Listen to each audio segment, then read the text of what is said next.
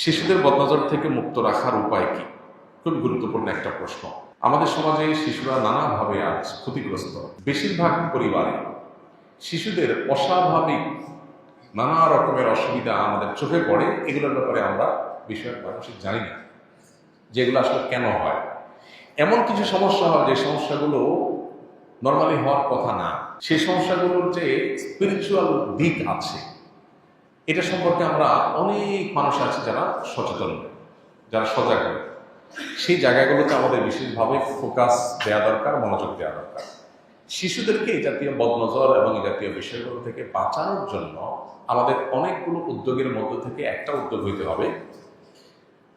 শিশুদের জন্মের সময় নবী সাল্লাল্লাহু আলাইহি ওয়াসাল্লামের জন্মের সময়, জন্মের পরের সময়গুলোতে নবী সাল্লাল্লাহু আলাইহি ওয়াসাল্লামের সুন্নাহগুলোকে মেনে চলা। যেমন স্ত্রী সহবাসের সময় যে দোয়া পড়া সুন্নাহ, এই দোয়ার মাহাত্ম্য আমরা অনেকে বুঝি না। আল্লাহুম্মা জান্নিবনা ওয়া জান্নিবিশ শাইতানা মা রাযাকতানা।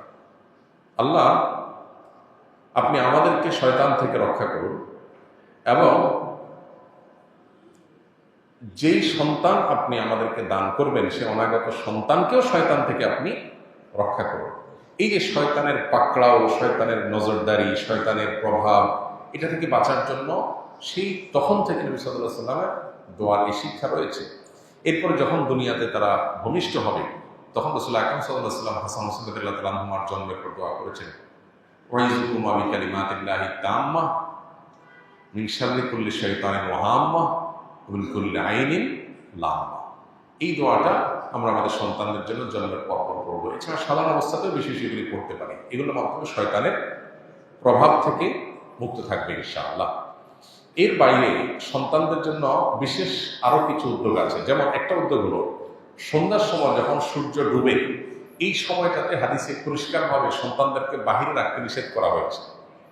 আমাদের বাসা বাড়িতে দেখা যায় অনেক সময় পোলাপান সন্ধ্যার সময় খেলতে বের হয়। তারা বিকালে খেলতে বের হোক, কিন্তু সূর্য ডুবার আগে আগে তারা মসজিদে প্রবেশ করবে কিংবা বাসায় চলে আসবে। তারা বাইরে খেলাধুলায় থাকবে না।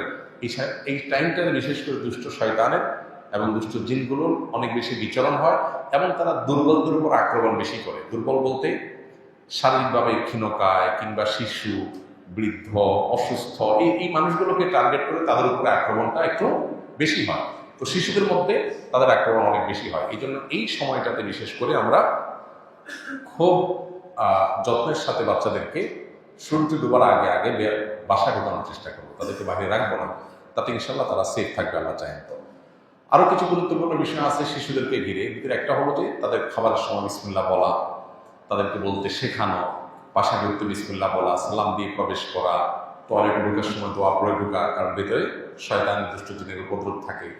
তারপরে আপনার টয়লেট থেকে বের হওয়ার পর দরজাটা বন্ধ করা এবং দোয়া পড়া, এই জিনিসগুলো, ঘুমানোর সময় দোয়া পড়া, এই জিনিসগুলো যখন বাচ্চাদেরকে আমরা শেখাবো ইনশাআল্লাহ, তখন দৈনন্দিন জীবনে এবং আমাদের জীবনে শয়তানের প্রভাব থেকে ইনশাআল্লাহ আমরা রক্ষা পাবো।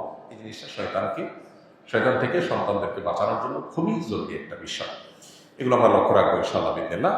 আর এর বাইরে আরেকটা বিষয় বদনজর থেকে বাঁচার জন্য জরুরি, সেটা হলো সোশ্যাল মিডিয়াতে সন্তানের ছবি তুলে দেওয়া, তাদের বিভিন্ন অর্জনের গল্প দেওয়া, প্রয়োজনের অতিরিক্ত তাদের সোশ্যাল মিডিয়াতে প্রচারণা করানো, এগুলো সন্তানদের নানাবিধ বিপদের কারণ হয়। আজকাল দেখা যায় আমরা এগুলো লক্ষ্য করি না। আমাদের সন্তান এমন কিছু অসুস্থ হয়ে যাচ্ছে যেগুলো কোনো কারণ আমরা খুঁজে পাই না। স্পিরিচুয়ালি তারা ক্ষতিগ্রস্ত হচ্ছে ভেতরের দিক থেকে।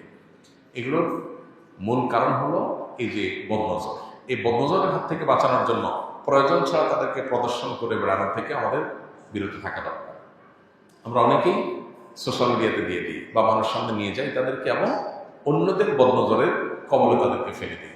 তো বদনজরের ফলে যে ক্ষতিটা হয় তো মানুষ টের পায় না। ওষুধ খায়, ডাক্তারের কাছে যায়, টাকা পয়সা নষ্ট করে, কিন্তু এদিকে সেই বদনজরের কারণে ধ্বংস হয়ে যাচ্ছে, সে টেরও পাচ্ছে। এই জিনিসটা আমাদের খেয়াল করা দরকার যে প্রয়োজন ছাড়া সন্তানদেরকে, সন্তানের বিভিন্ন ভালো দিকগুলোকে বাহিরে প্রকাশ করে বেড়ানো, এটা ভালো কোনো বিষয় নয়। এমনকি বাবা মারও বদনজর লাগে। যখন সন্তানের কোনো কিছু দেখে মনে হয় যে আমার খুব বেশি অভিভূত হয়ে গেছে, তখন আমাদের সুন্নাহ হলো মাশাআল্লাহ তাবারাকাল্লাহ বলা। মাশাআল্লাহ তাবারাকাল্লাহ যদি বলেন, ইনশাআল্লাহ সন্তানের প্রতি বদনজর লাগবে না। স্বামী স্ত্রী পরস্পরকে কিডনি দেওয়া জায়েজ আছে কিনা?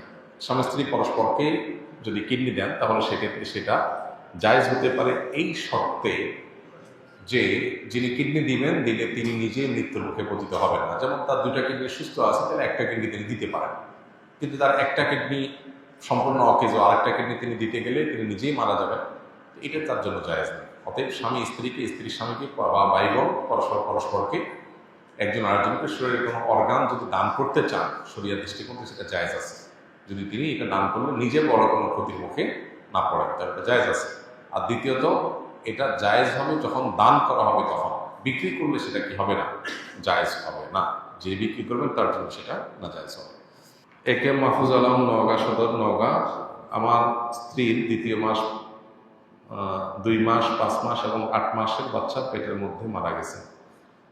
ডাক্তারগণ মেডিকেল টেস্টে কোনো সমস্যা খুঁজে পান নাই। এক হুজুরের পরামর্শ নিলে তিনি বলেন কালো জাদু করেছে এবং তাবিজ ও তেল পোড়া দিয়েছেন, এবং আমার স্ত্রী তাবিজ পড়বেন না। এখন করণীয় কি, দয়া করে বলবেন। মেহরবানি করে আপনি কোনো ভালো রাকি, যারা ঝাড়ফুঁক করেন এরকম কোনো রাকির স্বর্ণাপন্ন হবেন, তাহলে সেক্ষেত্রে ইনশাআল্লাহ তিনি আপনাকে ভালো গাইড করতে পারবেন। কোরআন হাদিসের আলোকে সেলফ রুকিয়া, নিজে ট্রিটমেন্ট করার মতো অনেক ওয়ে আছে, সেগুলো আপনি অবলম্বন করবেন। আশা করা যায় আল্লাহ তাআলা আপনাকে হেফাজত করবেন। এবং এটা পরীক্ষিত এবং এটা সর্বজন বিদিত, স্বীকৃত যে গর্ভস্থ সন্তান নষ্ট হওয়ার ক্ষেত্রে দুষ্ট জিনের প্রভাব এবং ব্ল্যাক ম্যাজিক, কালো জাদুর প্রভাব অনেক বেশি হয়ে থাকে। এটার প্রপার ট্রিটমেন্ট যথাযথ উপায় যদি করা হয়, তাহলে সেক্ষেত্রে এটা সমাধান হতে পারে, কিন্তু তার জন্য আপনাকে প্রচুর পরিমাণ রুকিয়া কন্টিনিউ চালাতে হবে। সেজন্য ভালো করে রাখি স্বর্ণাপন্ন হবে না। আমি তো রাখি না, বা রুকিয়া সম্পর্কে আমার খুব বেশি ধারণাও নাই।